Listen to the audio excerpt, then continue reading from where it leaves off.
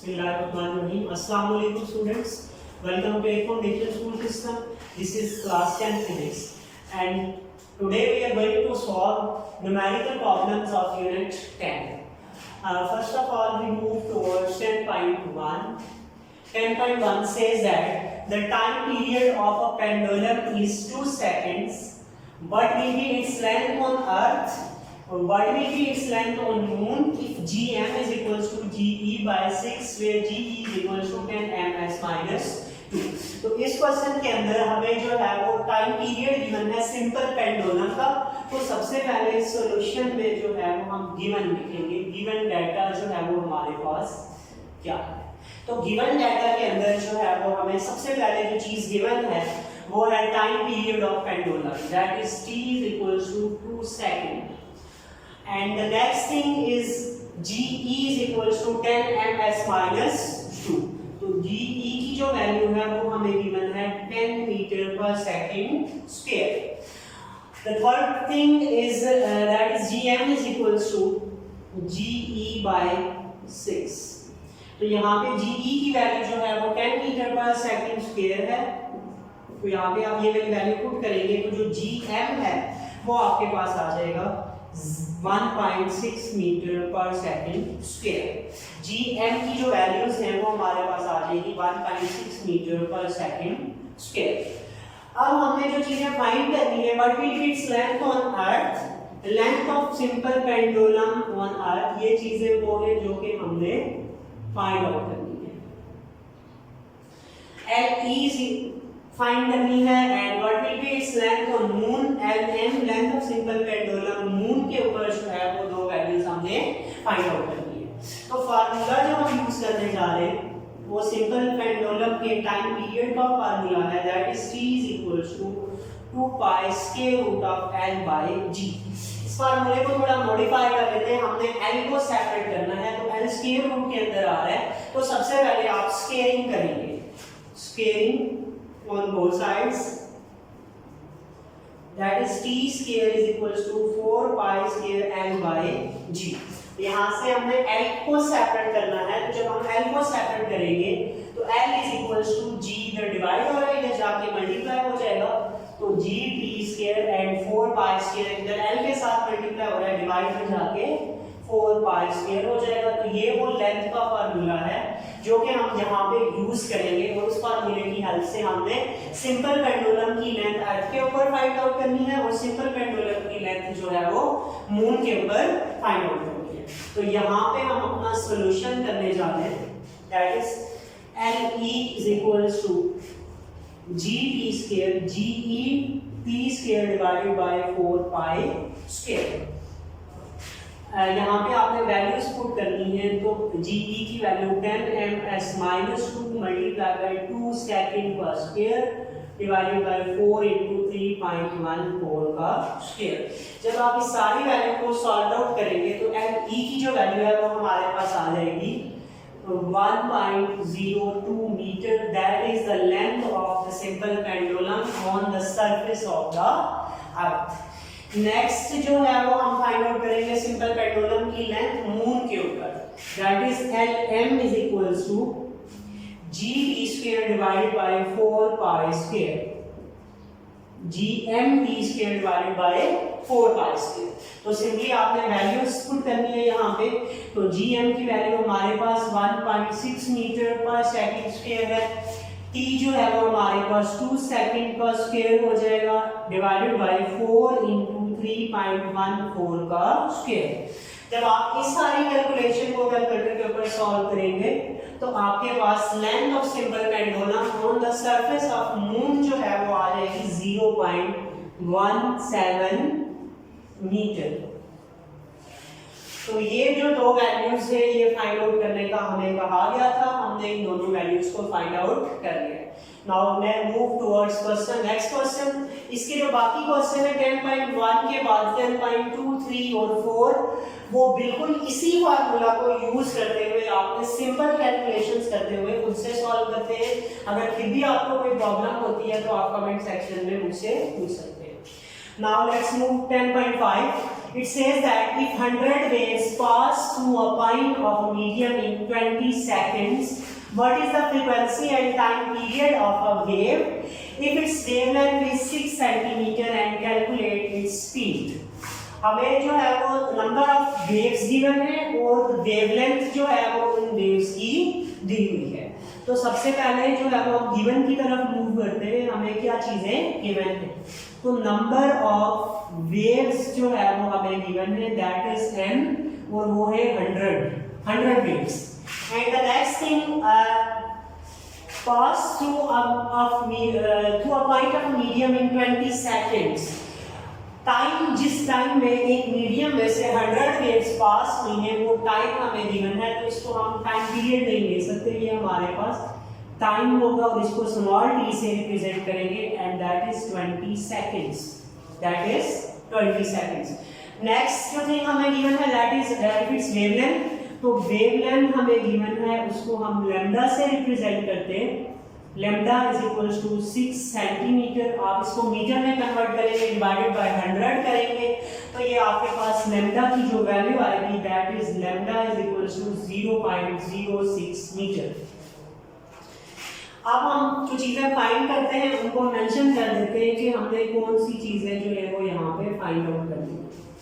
What is the frequency and time period of a wave? तो first thing frequency हमने find करनी है, second thing time period find करना है, and third thing calculate its speed and the speed of the wave जो है वो find करनी है। अब यहाँ पे अगर देखा जाए तो हमें नंबर ऑफ वेव्स और टोटल टाइम गिवन है और वेवलेंथ गिवन है। तो हमारे पास वेव इक्वेशन होती है v = f लैम्डा। अब वहां से हम स्पीड निकालना चाहें, हम फ्रीक्वेंसी निकालना चाहें, तो हमें दो चीजें रिक्वायर है, लेकिन उनमें से हमें सिर्फ एक चीज वेवलेंथ गिवन है, तो दूसरी चीज हम फाइंड कर लेते हैं। फ्रीक्वेंसी की डेफिनेशन हम करते हैं number of waves passing per unit time. तो यहाँ पे नंबर ऑफ वेव्स भी हमें गिवन है और यूनिट टाइम भी हमें गिवन है। तो यहाँ से हम जो है वो फ्रीक्वेंसी को पहले फाइंड आउट करेंगे। तो यहाँ पे आप सॉल्यूशन स्टार्ट कर लेते हैं। तो frequency is equals to f is equals to number of waves m divided by unit time और total time t। So that is f is equals to 100 waves divided by 20 seconds and 100 by 20 is 5. So frequency of the wave is 5 hertz. यहाँ पे अपने frequency जो है वो waves की find out करनी है जो कि 5 हर्ट्ज है। नेक्स्ट आप वेव इक्वेशन यूज कर रहे हैं। Using wave equation v is equals to f lambda।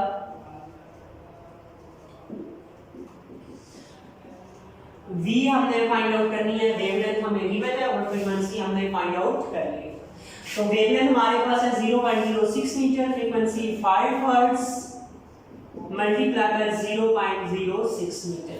सिर्फ आप इन दोनों चीजों को जब आप मल्टीप्लाई करेंगे तो आपके पास जो है वो स्पीड यहाँ से आ जाएगी, दैट इज 0.3 मीटर पर सेकंड।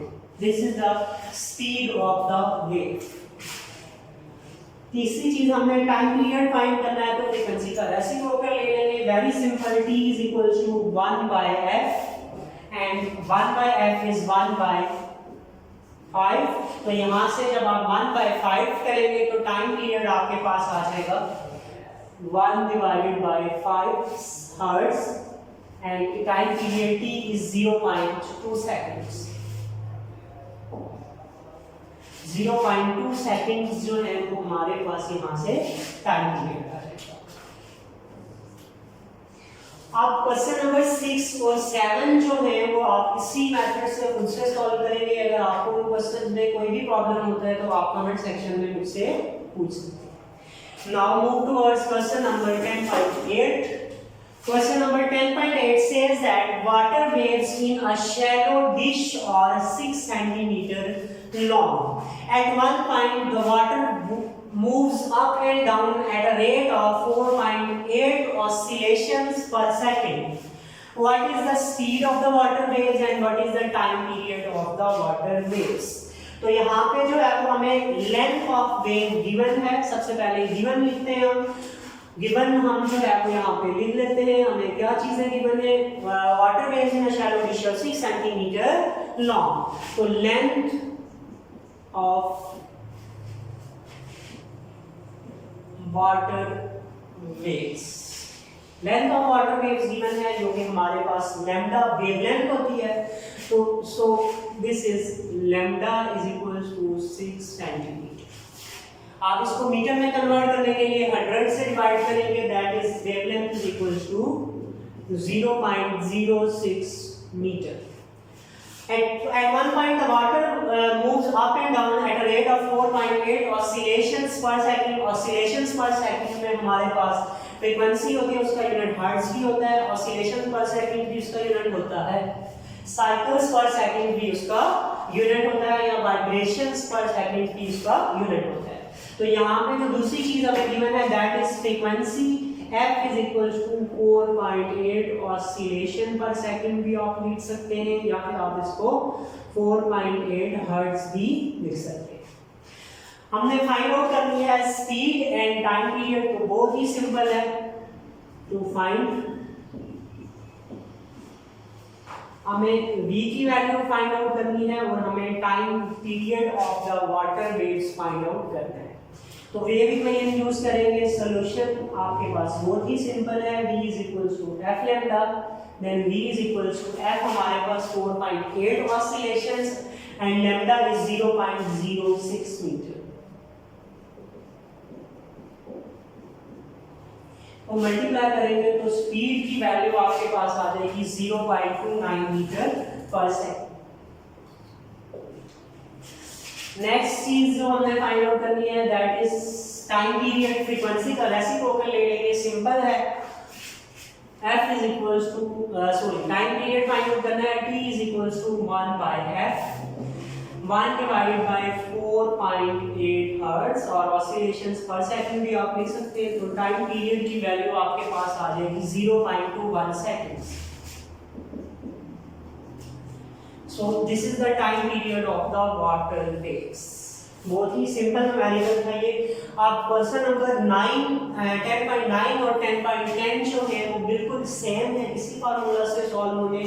जो हमारे इस चैप्टर के न्यूमेरिकल्स थे वो सिर्फ 3 तरह के फार्मूला से सॉल्व होते हैं, जिनमें हमारे पास सिंपल पेंडुलम का टाइम पीरियड है, मैथ अटैच्ड टू स्प्रिंग का टाइम पीरियड है, और जो तीसरा फार्मूला है हमारे पास वेव इक्वेशन है, v is equals to f lambda. तो इन 3 फार्मूलास को यूज करते हुए आप बाकी जो न्यूमेरिकल्स हैं उनको सॉल्व कर सकते हैं। अगर आपको किसी भी क्वेश्चन को सॉल्व करते हुए किसी भी तरह की प्रॉब्लम फेस होती है तो आप कमेंट सेक्शन में मुझसे पूछ सकते हैं। थैंक यू सो मच, अपना ख्याल रखिएगा।